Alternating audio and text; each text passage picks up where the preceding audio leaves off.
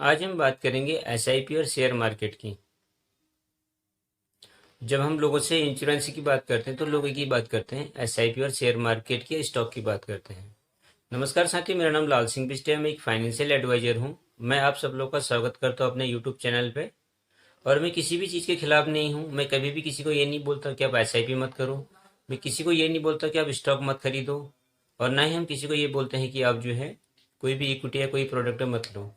हर एक चीज़ करनी चाहिए, सबके एक अपने अपने अलग अलग बेनिफिट हैं। इंश्योरेंस होना कितना इंपॉर्टेंट है इस वीडियो में हम समझेंगे। और बाकी इक्विटी और एसआईपी की तो आप लोग बात करते ही हो, वो आप ठीक है, उसके बारे में आपको आई थिंक बताने की ज़रूरत नहीं है। तो उसको आप समझते हो ऑलरेडी। लाइफ में कुछ चीज़ें ऐसी होती है जिसका बेनिफिट हमें तुरंत मिलता है, कुछ चीज़ें ऐसी होती है जिसके लिए हमें वेट करना पड़ता है।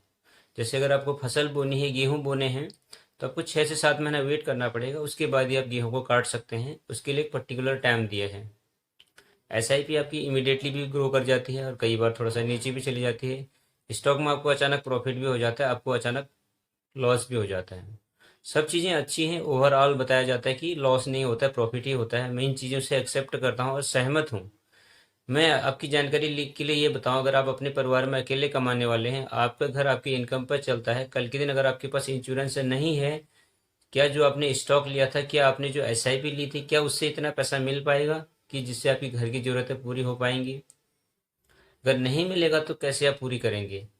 एक छोटी सी 10 से 15 लाख सेमी शॉर्ट की आप पॉलिसी कराते हैं तो मात्र 100 रुपये पर डे यानी 3,000 रुपये मंथली में स्टार्टअप कर सकते हैं। खुदा ना खास्ता कल के दिन आपके साथ कोई सुख दुख होता है, किसी कारणवश अपने परिवार के साथ आप नहीं हैं, 100 रुपये देके आप जो है अपने परिवार में 15 लाख रुपये का क्लेम पहुंचा सकते हैं।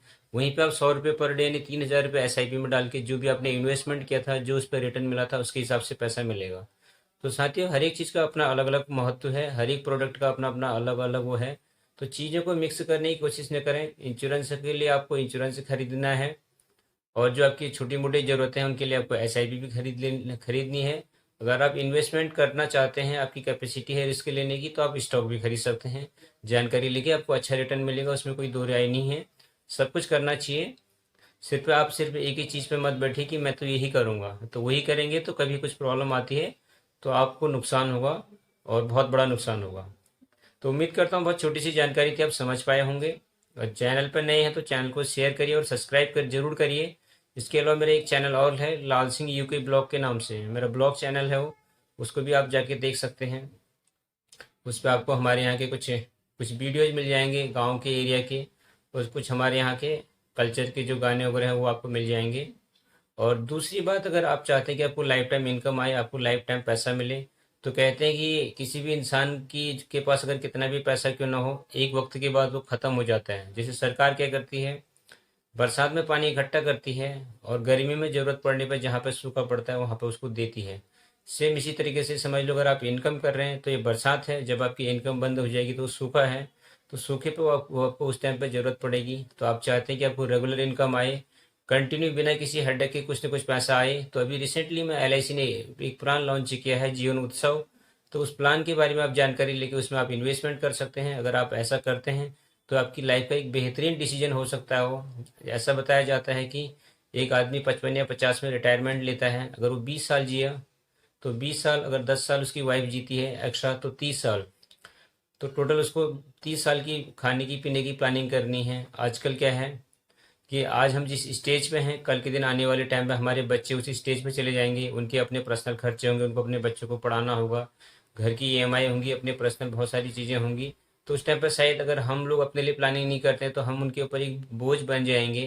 तो ये चीज़ हमें डिसाइड करनी है कि आज अपने लिए बचत करें, वो अच्छा है कि फ्यूचर में हम उनके हाथ से अपने लिए जरूर पैसा मांगे ज़रूरत के लिए, वो अच्छा है।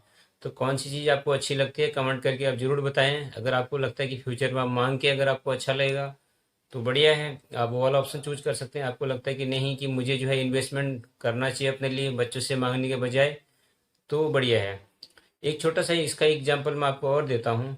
आज मैं आपको इन्वेस्टमेंट को मैं एक ऐसी जानकारी दूंगा, अगर आप उस चीज़ को ठीक से समझ पाएँ तो आप 100% प्लान करेंगे। सपोज आपकी एक छोटी सी बच्ची है, बेटी है, हमारे यहाँ पे खासकर कन्यादान पॉलिसी को बहुत ज़्यादा महत्व दिया गया है कि कन्यादान से बड़ा दान कोई नहीं माना जाता है। साथ साथ की बेटी की शादी में खर्चा भी आता है। एक छोटा एग्जाम्पल लेते हैं, हर किसी का अपना अपना अपनी इनकम के हिसाब से उसके अपने खर्चे हैं। हम एग्जाम्पल लेते हैं समझने के लिए। सपोज आपकी एक बेटी है, उसकी शादी में आपको 21 लाख रुपए चाहिए। 21 लाख रुपए के लिए आपको आज प्लानिंग करते हैं तो 100 रुपीज़ पर डे की, यानी कि आसानी से कर सकते हैं। आपको पता है कि घर में बेटी आई है और उसकी शादी के लिए पैसा लगने वाला है, आपने 21 लाख के हिसाब से प्लानिंग कर दी और वो 100% आपको पैसा उस टाइम पे मिल जाएगा।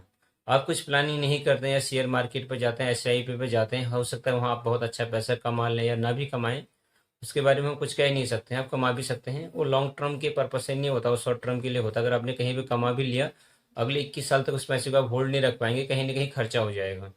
उस टाइम पर आपको जरूरत पड़ेगी, आप 21 लाख का लोन लेंगे तो 21 लाख के लोन पर आपका कम से कम 30 से 35 हज़ार रुपये का EMI आएगा मंथली, अगर आप 10 साल के लिए भी करेंगे तो। आज जो है 21 लाख के लोन के लिए आपको केवल मात्र 100 रुपये पर डे, यानी 3 हज़ार रुपये मंथली का EMI आएगा।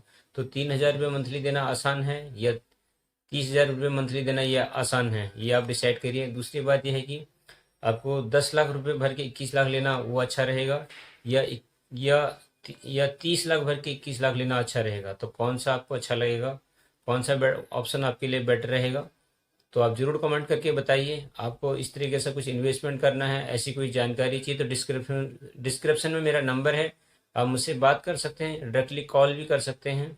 और तो एक बार फिर सभी लोगों से रिक्वेस्ट है, मेरी चैनल को जरूर सब्सक्राइब करें और शेयर करें। Thank you. नया साल भी बहुत नज़दीक है और आप सब लोगों को नव वर्ष की हार्दिक शुभकामनाएं एडवांस में। आशा करते हैं कि नया साल आपके जीवन में बहुत सारी खुशियां लाए और आपके जीवन में बहुत अच्छी बरकत हो, तरक्की हो, और उसके लिए आपको कुछ अच्छी चीज़ें करनी भी पड़ेंगी, तभी सारी चीज़ें होंगी। Thank you friends, God bless you.